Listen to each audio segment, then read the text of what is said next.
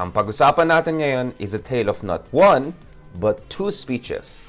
This week started with important national addresses not only by the President, but also by the Vice President of the Republic.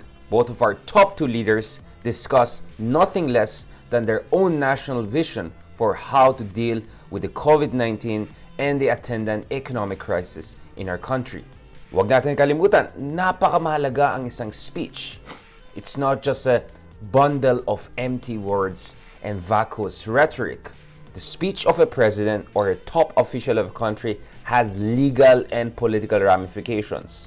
And in many cases, the speeches or words of a president or a top leader are taken as the final law of the land, or in democratic societies, the expression of the sovereignty of the people. Dahil nga, yung presidente and your top leaders are bearers of electoral mandate and national sovereignty. In August, we have seen that Vice President of the Republic has given at least two major national addresses on the issue of COVID-19 virus. Unang-una, ang ni-raise ng Vice President ng ating Republic is the problem of corruption. Sabi ni Pangulong Duterte, even a whiff of corruption is unacceptable to him, and yet we have had more than a whiff of corruption hounding and hunting top government agencies that are dealing with the COVID-19 virus. At ayon kay Vice President Leni Robredo, we need to have a strong approach pagdating sa corruption, but we also have to restore confidence. Dapat may kumpiyansa ang bansa, ang mga investors and broader international community in the mettle of our presidency's leadership skills.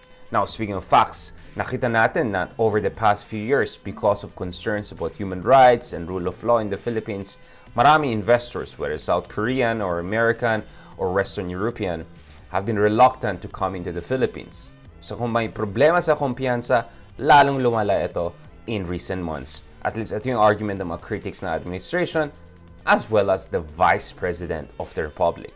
Ayon sa duly elected Vice President of the Philippines, parang minsan hindi klaro if anyone is really in charge. Surprise, surprise, hindi natuwa si Pangulong Duterte dito sa kritisismo galing sa second highest elected official of the land.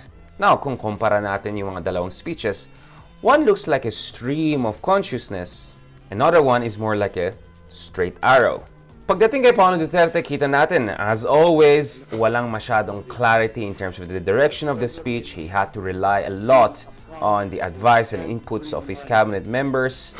Marami siyang off-script or tangential discussions na hindi klaro when it comes to its relevance to the national crisis we're facing.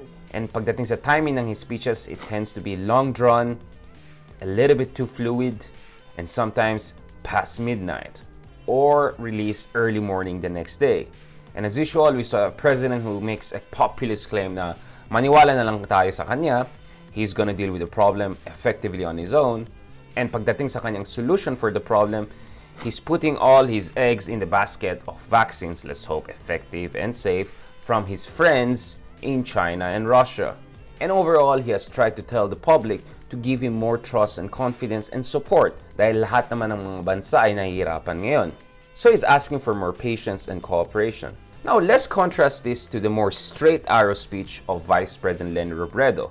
Compact, coherent, and straight to the point, not to mention prime time pa.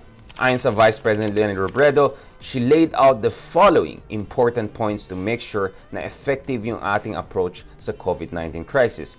Unang-una, she called for a comprehensive and clear plan in addressing pandemic, which includes intensive support for medical frontliners, yung strengthening ng ating healthcare system, and efficient and fast and reliable collection and triangulation of data. Pangalawa, she called for deployment of the necessary technology and harmonization of cash for work programs. Pangatlo, she called for aid for unemployment and development of an effective unemployment insurance program. Pangapat, she's pushing for empowerment of businesses, especially yung mga industriya na mahalaga in terms of our fight against COVID-19. Kasama dyan is creation of the PPEs by our local garment industry. Panglima, she called for programs for medium and small medium enterprises and community-based businesses, especially in terms of online sales and online businesses. 6, Nanawagan din ang ating Vice President for specific financial assistance mechanisms for smaller businesses in the country. Seventh, she called for reintegration and livelihood programs for repatriated or unemployed OFWs. Dahil maraming OFWs po ay napapauwi ngayon dahil wala silang trabaho or it's too risky to stay abroad. Eight, she has called for fighting poverty, especially with the economic hemorrhage caused by the current pandemic from China. Ninth, she has called for a focus on key sectors that will ensure yung ating food supply, no? Especially mga domestic food producers, because we need food security.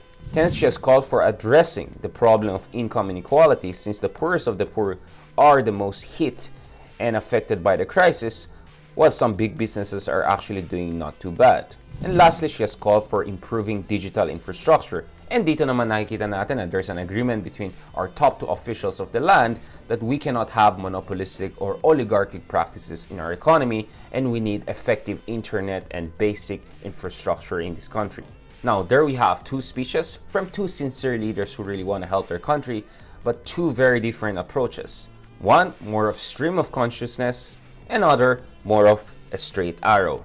The question is, which has been more presidential and helpful in these times of uncertainty? Ako po si Richard Hidarian. Stand with us, stand for truth.